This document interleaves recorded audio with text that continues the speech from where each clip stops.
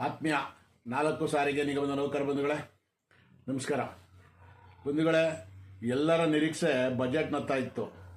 ಸಾರಿಗೆ ನೌಕರದು ಎಲ್ಲದು ಬಜೆಟಲ್ಲಿ ಏನೋ ಸಿದ್ದರಾಮಯ್ಯನವರು ನಮಗೆ ಒಳ್ಳೇದು ಮಾಡ್ತಾರೆ ಹಾಗೆ ಹೀಗೆ ಅಂತ ಭಾಳ ಖುಷಿ ಪಟ್ಕೊಂಡಿದ್ರು. ಆದರೆ ಆ ಖುಷಿನ ಹುಸಿ ಮಾಡಿದ್ದಾರೆ ಸನ್ಮಾನ್ಯ ಮುಖ್ಯಮಂತ್ರಿಗಳು. ಸಾರಿಗೆ ಸಚಿವರು ಯಾವ ರೀತಿ ಅವ್ರಿಗೆ ಬಿಹೇವ್ ಮಾಡಿದಿರೋ ಗೊತ್ತಿಲ್ಲ. ಜೊತೆಗೆ ಡಿ.ಕೆ. ಶಿವಕುಮಾರ್ ಅವರು ಕೂಡ ಯಾವುದೇ ರೀತಿ ಒಲವು ತೋರ್ತಾ ಇಲ್ಲ ಅನ್ನುವಂಥದ್ದು ಭಾಳ ಎದ್ದು ಕಾಣ್ತಾ ಇದೆ. ನೋಡಿ, ಈ ಬಜೆಟ್ನಲ್ಲಿ ಹಲವಾರು ಜನಗಳಿಗೆ ಹಲವಾರು ರೀತಿಗಳಲ್ಲಿ ಸೌಲಭ್ಯಗಳು ಕೊಟ್ಟಿದ್ದಾರೆ. ಜೊತೆಗೆ ಸರ್ಕಾರಿ ನೌಕರ ಸಂಘದವರು ಈಗ ಕೇಂದ್ರ ಸರ್ಕಾರಿ ನೌಕರಿಗೆ ಏನು ವೇತನ ಇದೆ ಅದು ಸರಿ ಮಾಡಿ ವೇತನ ಕೊಡಿ ಅಂತೇಳಿ ಆಲ್ರೆಡಿ ಒತ್ತಾಯ ಮಾಡಿ ಜಾರಿ ಮಾಡಿಸ್ಲಿಕ್ಕೆ ಹೋರಾಟ ಮಾಡ್ತಾ ಇದ್ದಾರೆ. ಆದರೆ ನಮಗೆ 38 ತಿಂಗಳು ಹಿಂಬಾಕಿ ಕೊಡಲಿಕ್ಕೆ ಮೀನಾಮೇಷ ಎಣಿಸ್ತಾ ಇರುವಂಥದ್ದು. ಸರ್ಕಾರಿ ನೌಕರಿಗೆ ಆಲ್ರೆಡಿ 27% ಜಾಸ್ತಿ ಮಾಡಿದ್ರು 7ನೇ ವೇತನ 6ನೇ ವೇತನ ಲೆಕ್ಕಾಚಾರದಲ್ಲಿ. ಆದರೆ ನಮಗೆ ಇನ್ನೂ ಮೀನಾಮೇಷ ಎಣಿಸ್ತಾ ಇದ್ದಾರೆ ಈ ಸರ್ಕಾರ. ಯಾಕೆ ಅದು ಮಾಡ್ತಾ ಇದ್ದಾರೆ ಅಂತಂದರೆ ನಮ್ಮಲ್ಲಿರೋ ಈ ಸಂಘಟನೆಗಳ ದೌರ್ಭಾಗ್ಯ ಅಂತಲೇ ಹೇಳ್ಬೋದು, ಬೇರೆ ಏನೂ ಅಲ್ಲ, ದೌರ್ಭಾಗ್ಯ ಅಂತಲೇ ಹೇಳ್ಬೋದು. ಯಾಕೆಂದರೆ ನಾವು ಹಂಗೆ ಕರೆ ಕೊಟ್ಬಿಡ್ತೀವಿ, ನಾವು ಹಿಂಗೆ ಕರೆ ಕೊಟ್ಬಿಡ್ತೀವಿ ಅಂತೇಳಿ ಬರೀ ಸುಳ್ಳು ಭರವಸೆಗಳನ್ನ ಕೊಟ್ಟು ನೌಕರನ್ನ ಹಲವಾರು ಜಾಗಗಳಿಗೆ ಹೋರಾಟಕ್ಕೆ ಕರೆದು ಇಲ್ಲಿ ದಿಕ್ ತಪ್ಪಿಸುವಂಥ ಕೆಲಸಗಳು ಆಗ್ತಾ ಇದ್ದಾವೆ ಅನ್ನೋದು ನನ್ನ ಅನಿಸಿಕೆ. ಯಾಕೆ ಅಂತಂದರೆ ನೋಡಿ, 38 ತಿಂಗಳು ಕೊಡೋದು ಅರಿಯರ್ಸ್ನ 26 ತಿಂಗಳು ಕೊಡ್ತೇವೆ ಅಂತೇಳಿ ಈ ಬಜೆಟ್ನಲ್ಲಿ 1,271 ಕೋಟಿನ ಬಿಡುಗಡೆ ಮಾಡಿದ್ದಾರೆ ಅಂತ ಅದನ್ನು ತೋರಿಸಿದ್ರು. ಮತ್ತೆ 1/4/25 ವೇತನ ಪರಿಷ್ಕರಣೆ ಮಾಡ್ತಾರೆ ಅನ್ನುವಂಥದ್ದನ್ನ ಹೇಳ್ತಾ ಇದ್ದಾರೆ.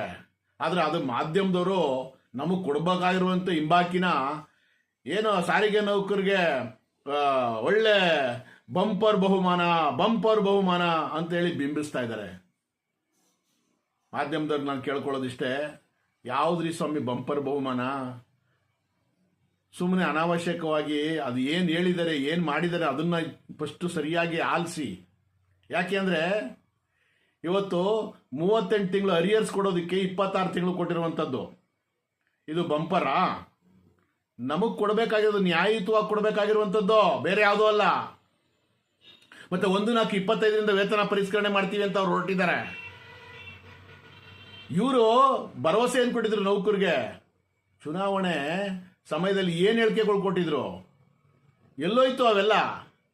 ಈ ಒಕ್ಕೂಟದವರು ಬಜೆಟ್ನಲ್ಲಿ ಏನು ಮಾಡಿದ್ರು ನೋಡಿದ್ರಲ್ಲ.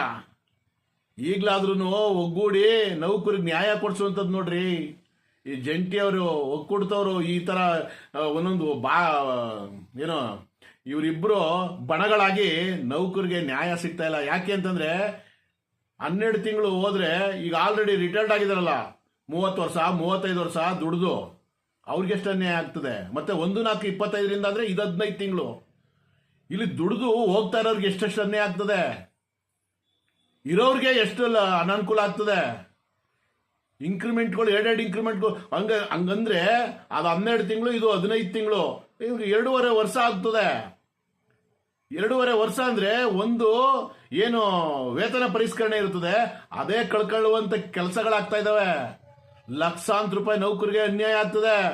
ಈಗಲೂ ಕಾಲ ಮಿಂಚಿಲ್ಲ, ಯಾವುದೇ ಕಾರಣಕ್ಕೂ ಎದೆಗುಂದದೆ ನೀವು 2 ಬಣಗಳು ಏನಿದ್ದೀರಿ ಒಗ್ಗೂಡಿ ಒಂದು ಸರ್ಕಾರಕ್ಕೆ ಡೆಡ್ಲೈನ್ ಕೊಡಿ. ಯಾಕೆ ಬಗ್ಗಲ್ಲ? ಯಾಕೆ ಕೇಳಲ್ಲ ನಮ್ಮ ಮಾತಾ? ಅಲ್ಲ ರೀ, ಎಷ್ಟು ಸಲ ಹೇಳ್ಬೇಕ್ರಿ? ಹಲವಾರು ಸಂಘಟನೆಗಳು ಬೇರೆ ಬೇರೆ ರಾಜ್ಯಗಳಲ್ಲಿದ್ದಾವೆ. ನೌಕರ ಸಮಸ್ಯೆ ಬಂದಾಗ ಎಲ್ಲರೂ ಒಗ್ಗೂಡ್ತಾರೆ. ನಿಮ್ಗೆ ಏನು ಬಂದಿದ್ದದ್ರಿ? ನೀವು ಯಾರಿಗೋಸ್ಕರ ಸಂಘಗಳು ಕಟ್ಟಿದಿರಿ? ಒಂದೊಂದು ಸಂಘಟನೆ ಪದಾಧಿಕಾರಿಗಳು ಅಧಿಕಾರಿಗಳನ್ನ ಹೊಗಳುದೋ ಒಂದೊಂದು ಕಡೆ ಮೀಡಿಯಾಗಳಲ್ಲಿ ಮತ್ತೊಂದರಲ್ಲಿ ವ್ಯವಸ್ಥಾಪಕ ನಿರ್ದೇಶಕರು ಇರ್ಬೋದು, ಏನು ಹೊಗಳಿ ಏನು ನಿಮ್ಮ ಜೋಬು ನಿಮ್ಮ ಹೊಟ್ಟೆ ತುಂಬಿಸ್ಕೋಬೇಕು ಅಂತ ನೀವು ಸಂಘಟನೆಗಳು ಕಟ್ಟಿದ್ದೀರಾ? ಹೊಗಳೋದನ್ನ ಬಿಡ್ರಿ, ಅವ್ರ ಕೆಲಸ, ಅದು ನಮ್ಮ ಹಕ್ಕು ರೀ. ಏನೇಳೆ ನ್ಯಾಯಯುತವಾಗಿ ದುಡ್ದಿದೀವಿ ಅದನ್ನ ಕೊಡಿ ಅಂತ ಕೇಳೋದು ನಮ್ಮ ಹಕ್ಕು. ನೀವು ಕೊಡಿಸ್ಬೇಕಾಗಿರೋ ಬಾರಿ ಸಂಘಟನೆಗಳದ್ದು ಕರ್ತವ್ಯ. ಅದನ್ನ ಬಿಟ್ಟು ಅನಾವಶ್ಯಕವಾಗಿ ಈಗ ಆಗ್ತಾ ಇರೋ ಅನ್ಯಾಯಕ್ಕೆ ನೀವು ಇದಾಗಬೇಡಿ. ದಯಮಾಡಿ ಈಗಲೂ ಕಾಲ ಮಿಂಚಿಲ್ಲ. ಸರ್ಕಾರಕ್ಕೆ ಒಂದು ಡೆಡ್ಲೈನ್ ಕೊಡಿ, ಒಗ್ಗೂಡಿ ನಮ್ಮ ನೌಕರಿಗೆ ಏನು ಅವ್ರು ಏನು ಭರವಸೆಗಳು ಕೊಟ್ಟಿದ್ರು ಅದನ್ನ ಈಡೇರಿಸುವಂತ ಕೆಲಸ ಮಾಡಲಿಕ್ಕೆ ನೀವೆಲ್ಲ ಒಮ್ಮತವಾಗಿ ಒಗ್ಗೂಡಿ ನಿಲ್ಲಿ. ಯಾಕಾಗಲ್ಲ ನೋಡ್ತೀವಿ. ಒಗ್ಗೂಡ್ತವ್ರೆ. ನಿಮ್ಮ ಹೋರಾಟಗಳು ಎಲ್ಲಿ ಹೋದ್ವು ಸ್ವಾಮಿ? ಬರೀ ಪತ್ರಗಳು ಕೊಟ್ಕೊಂಡು ಮಾಡಿದ್ರೆ ಕೆಲಸಗಳಾಗ್ತವ? ಏನೂ ಆಗಲ್ಲ. ಹೋರಾಟಕ್ಕೆ ನಾಂದಿ ಹಾಡಲೇಬೇಕು. ಹೋರಾಟ ಮಾಡಿದ್ರೆ ಮಾತ್ರ. ಯಾಕೆಂದ್ರೆ ಭಾರತ ದೇಶದಲ್ಲಿ ಹೋರಾಟ ಮಾಡದೆ ಯಾವುದು ಪಡಿಲಿಕ್ಕೆ ಸಾಧ್ಯ ಇಲ್ಲ. ಸರ್ಕಾರಿ ನೌಕರು ಅಷ್ಟೇ ಹೋರಾಟ ಮಾಡದೆ ಅವ್ರು ಪಡಿಲಿಕ್ಕೆ ಸಾಧ್ಯ ಇಲ್ಲ. ಅವ್ರು ಹೋರಾಟಕ್ಕೆ ಕರೆ ಕೊಡ್ತಾರೆ ಅಂತಂದ್ರೆ ಅಲ್ಲಿರೋ ತಾಕತ್ತು, ದಮ್ಮು, ಗಂಡಸ್ತನ ಅಂತಾರೆ ಅಂತ ಹೇಳ್ತಾರೆ ನೋಡಿ. ಅದೆಲ್ಲ ಇರೋದ್ರಿಂದ ಅವರು ಇವತ್ತು ಕರೆ ಕೊಡ್ತೀವಿ ಅಂದ್ರೆ ಅಲ್ಲೇ ಯಾಕೆ ಸರ್ಕಾರಗಳು ಜಾರಿ ಮಾಡ್ತವೆ ಅಂದ್ರೆ ಅವರ ನರನಾಡಿಗಳೆಲ್ಲ ನಿಂತೋಯ್ತವೆ, ಅವ್ರ ಕೆಲಸ ಕಾರ್ಯಗಳೆಲ್ಲ ನಿಂತೋಯ್ತವೆ.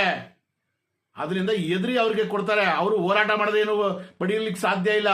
ಆದ್ರೆ ನಮ್ಮಲ್ಲಿರುವಂತ ಸಂಘಟನೆಗಳು ಒಂದಾಗಿ ಹೋರಾಟ ಮಾಡದಲೆ ಎತ್ತು ಏರಿಗೆ ಕೋಣ ನೀರಿಗೆ ಅನ್ಕೊಂಡು ಹೋಯ್ತಾ ಇದ್ರೆ ನಮ್ಮ ನೌಕರಿಗೆ ನ್ಯಾಯ ಸಿಗುತ್ತಾ? ದಯಮಾಡಿ ಈಗಲೂ ಕಾಲ ಮಿಂಚಿಲ್ಲ. ನೀವೇನು ಮಾಡ್ತಿರೋ ಗೊತ್ತಿಲ್ಲ. ನಾವು ಏನೇನು ಮಾಡಬೇಕು ಅನ್ನೋದನ್ನ ಎಲ್ಲ ಆಲ್ರೆಡಿ ನಾವೆಲ್ಲ ತೀರ್ಮಾನ ಮಾಡ್ತಾ ಇದ್ದೇವೆ. ನೌಕರ ಮುಂದೆ ನ್ಯಾಯ ಕೊಡಿಸ್ಲಿಕ್ಕೆ ಎಲ್ಲ ರೆಡಿ ಆಗ್ತಾ ಇದ್ದದೆ. ನೀವು ನೋಡೋಣ. ನಾನು ಕಾದು ನೋಡ್ತೇನೆ.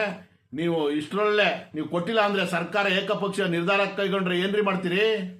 ನಾನಂತೂ ಯಾವುದೇ ಕಾರಣಕ್ಕೂ ಬಿಡಲ್ಲ. ನಾನು ಏನು ಮಾಡಬೇಕು ಅದನ್ನೆಲ್ಲ ರೆಡಿ ಮಾಡಿದ್ದೀನಿ, ಅದನ್ನು ಮುಂದುವರಿಸ್ತೀನಿ.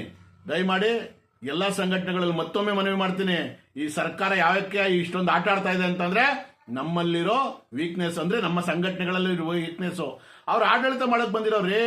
ಅವರು ದಿಕ್ಕೆಡಿಸ್ತಾರೆ, ಅವ್ರು ವಿಭಾಗ ಮಾಡ್ತಾರೆ, ಒಡೆದಾಳ ನೀತಿ ಮಾಡ್ತಾರೆ. ನಿಮಗ್ ಬುದ್ಧಿ ಇರಬೇಕು.